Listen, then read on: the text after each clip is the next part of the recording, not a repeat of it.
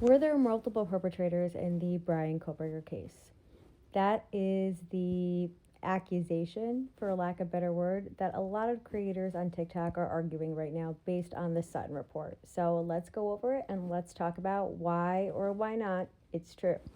Hi, my name is Stephanie, criminal defense attorney, and while we're in this snowy snowstorm, I am going through some of the documents today. So let's check it out.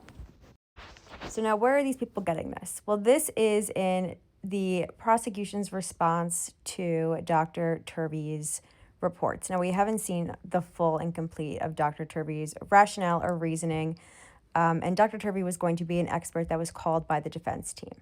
Okay? Now, what you need to remember about experts, okay, is number one, they're paid. Okay, the defense pays for their experts, the prosecution pays for their experts. And they're not paid a little bit of money, they're paid a lot of money. And you can get an expert that you can pay that will say anything. Okay? And I say that as a defense attorney because oftentimes what will happen is you will send out the information to multiple experts and then you go with the one who says the thing you want them to say. Okay? And then that's the one you choose no matter the cost. Now, I don't know how many experts that the defense sent their information to. I don't know how many experts gave reports to Ann Taylor, but I do know that she picked the expert that said what she needed them to say, and that was the report that was given to the prosecution, and that is the expert she planned on using if she went to trial. Now, that is not to discredit Dr. Turvey. I'm sure Dr. Turvey is a wonderful expert, but that is just for a little bit of background because that is how it works when you are looking for an expert to testify during trial. Sometimes we'll send stuff to experts and they'll say, listen, I looked at it. I don't think I'm going to say anything that you like. You should look for somebody else. Okay? That's happened before. It'll happen again. That's just the nature of criminal defense work. All right? That doesn't negate that Dr. Turvey is a good doctor.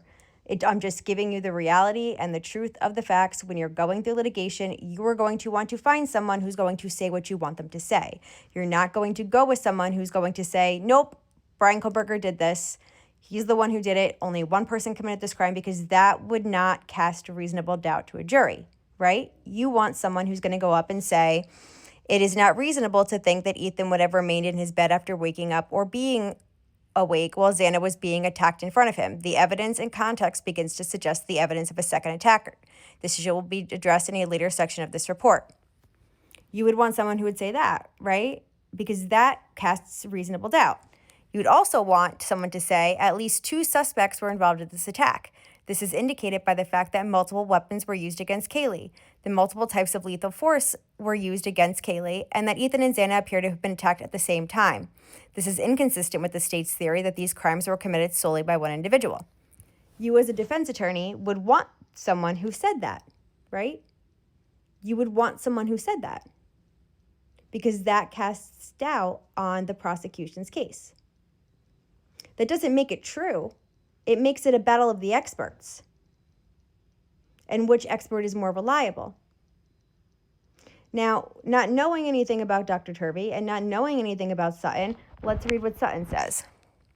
There is evidence that Ethan and Xana were in close proximity to each other at some point after the assault began, as evidenced by the findings of Kernoodle's blood and DNA under the fingernails of Ethan Chapin, and the finding of Chapin's blood and DNA under the fingernails of both of Xana's hands.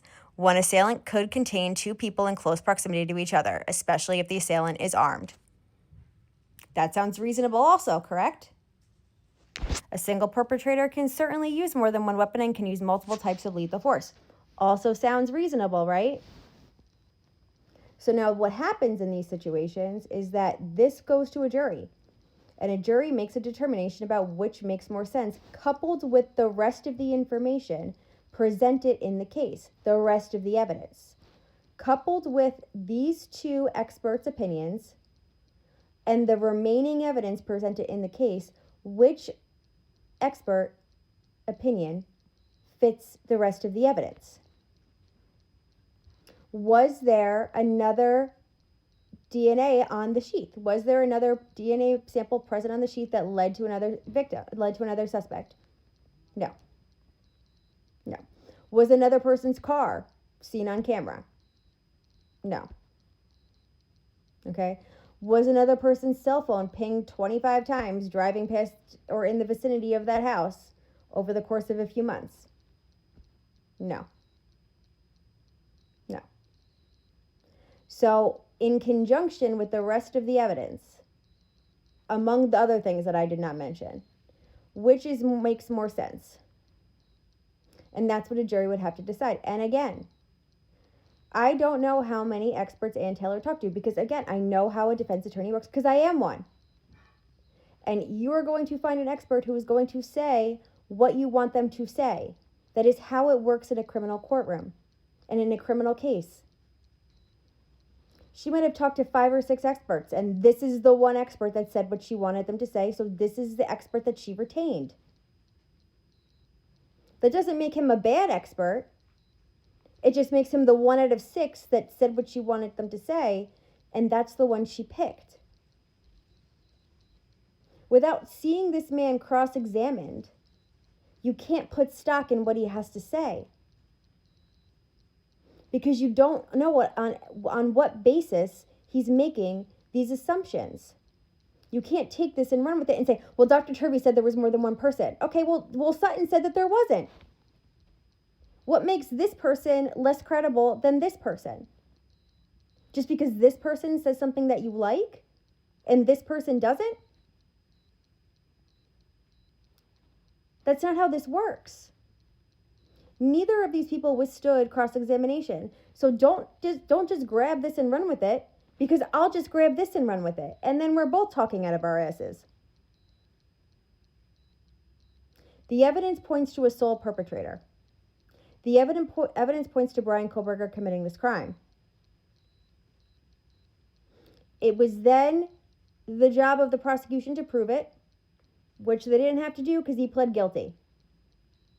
However, based on the evidence that we have seen thus far, Bryan Kohberger is the perpetrator of this crime. You can't take this and run with it because it wasn't challenged in a court of law. You don't get to just take this and say it's fact and then just discredit this because you don't like the opinion. That's not how this works. This is one person's opinion. This is many people's opinion.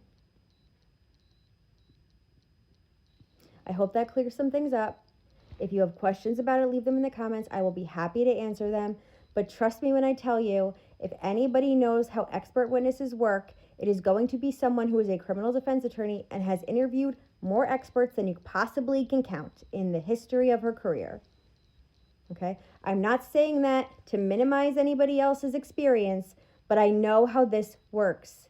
This is part of my job. Please let me know if you have any questions.